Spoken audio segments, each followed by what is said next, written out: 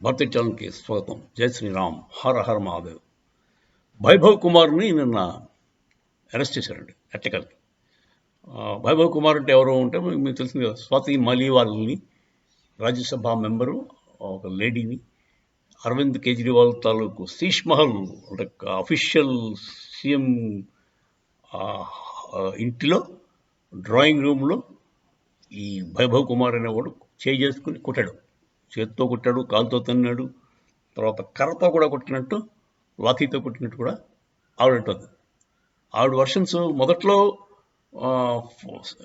అంటే ఆ ఇన్సిడెంట్ జరిగిన వెంటనే ఆవిడ పోలీస్ స్టేషన్ ఫోన్ చేసి అరవింద్ కేజ్రీవాల్ చెప్పడంతో వాడు అసిస్టెంట్ నన్ను కొట్టాడు చెప్పింది. అంటే అరవింద్ కేజ్రీవాల్ చెప్పడం వల్ల కొట్టాడు, మామూలుగా వాడు కొట్టాడు కదా అని ఆవిడ చెప్పింది. ఇప్పుడు ఒక 2-3 డేస్ మళ్ళీ ఆగిపోయింది, మధ్యలో గ్యాప్ వచ్చింది. ఆ 2-3 డేస్ ఎందుకు పర్సూ చేయలేదో తెలీదు. ఆ తర్వాత ఆవిడ మళ్ళీ ఎఫ్ఐఆర్ రిజిస్టర్ చేసింది. ఎఫ్ఐఆర్లో అరవింద్ కేజ్రీవాల్ పేరు లేదండి, ఓన్లీ వైభవ్ కుమార్ వాడంతటా వాడే వచ్చి కూడా హెడ్ అని చెప్పింది. సో వీడిని అరెస్ట్ చేయడం వల్ల అరవింద్ కేజ్రీవాల్కి వచ్చే నష్టం ఏమిటి? ఇవి చాలా కీ పర్సన్లా కనబడుతున్నాడు. వైభవ్ కుమార్ అనేవాడు పర్సనల్ అసిస్టెంటే కాదు, మొత్తం ఆప్ తాలూకు ఆప్ పార్టీలో చాలా కీలకమైన రోల్ ప్లే చేస్తున్నట్టు అనిపిస్తుందండి. వీడికి ఏం జరుగుతుందో, ఎవడు డబ్బులు ఇస్తున్నాడు, ఏ డబ్బులు ఎక్కడికి వెళ్తున్నాయి, ఎవరికి ఎంత ఇవ్వాలి, లేకపోతే ఎవరికి ఏం ప్రామిస్ చేశాము అన్నీ కూడా తెలుస్తాయండి. అంటే ఇప్పుడు నువ్వు ఇంత డబ్బులు ఇచ్చావు కదా, నీకు రాజ్యసభ మెంబర్ ఇస్తానులే అని చెప్పి వీడు చెప్తట. అంటే అరవింద్ కేజ్రీవాల్ కంటే కూడా ముందు విషయాలన్నీ కూడా వీడి ద్వారా వెళ్తాయండి. సో మీరు అదే దేవుడి కంటే పూజారి బలం ఎక్కువ ఉంటారు కదా, సో ఆ టైప్లో మనవాడు పూజారి టైప్ అనమాట.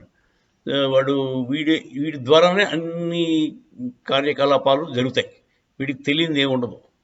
సో వీడిని అరెస్ట్ చేయడం వల్ల అరవింద్ కేజ్రీవాల్కి చాలా చిక్కులోనే పడడానికి అవకాశం ఉందండి. ఎందుకంటే వీడు నోరిప్పాడంటే మొత్తం అరవింద్ కేజ్రీవాల్ చేసిన నిర్వాకాలన్నీ కూడా బయటకు వచ్చేస్తాయి, వాడు చేసిన యవ పనులన్నీ కూడా బయటకు వచ్చేస్తాయి.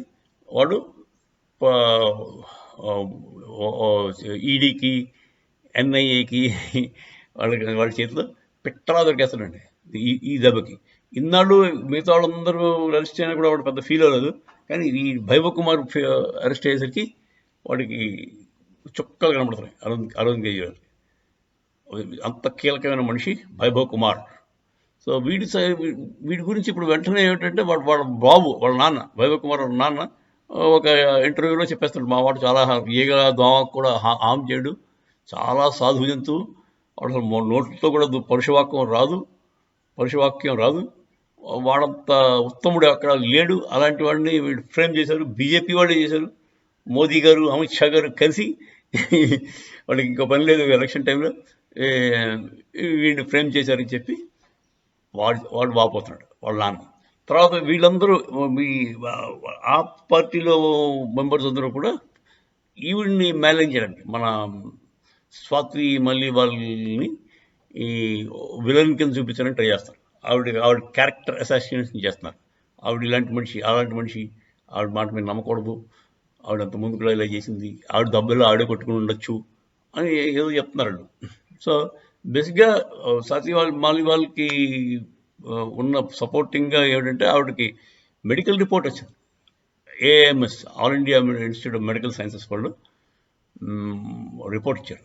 ఆ రిపోర్ట్ ప్రకారం 5-6 చోట్ల బ్రూయిజులు ఉన్నాయి. అంటే కణుకు దెబ్బ అంటారు కదా, బయటికి కనపడదు కానీ లోపల దెబ్బలు ఉంటాయి, ఆ కణుకు దెబ్బలు ఉన్నాయి. తర్వాత పొత్తు కడుపులో అక్కడ కూడా ఇంజరీస్ ఉన్నాయి పాపం ఆవిడకి. దాంతో మెడికల్ రిపోర్టు మరి ఊరికే ఆవిడ సొంతంగా ఆవిడ కొట్టేసుకోదు కదా, కొట్టేసుకుని అలా 3 రోజులు కొట్టేసుకుని చూపించుకుని మరి చేసిందంటే అది కొంచెం నమ్మశక్యం కాదు.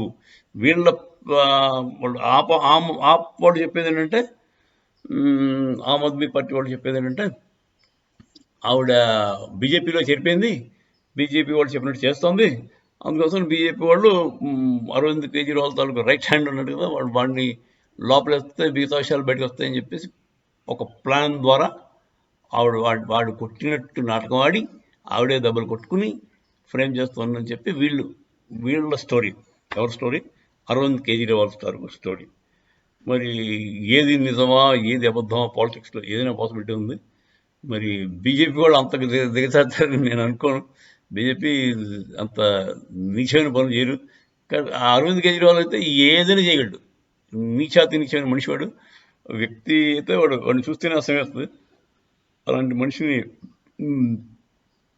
అర్జెంటుగా అర్జెంటుగా ఏదో కేసులో వాడిని గట్టిగా ఇరిగించి బయటికి రాకుండా చేస్తే మంచిదని నా ఉద్దేశం. జై శ్రీరామ్. హర హర మహాదేవ్.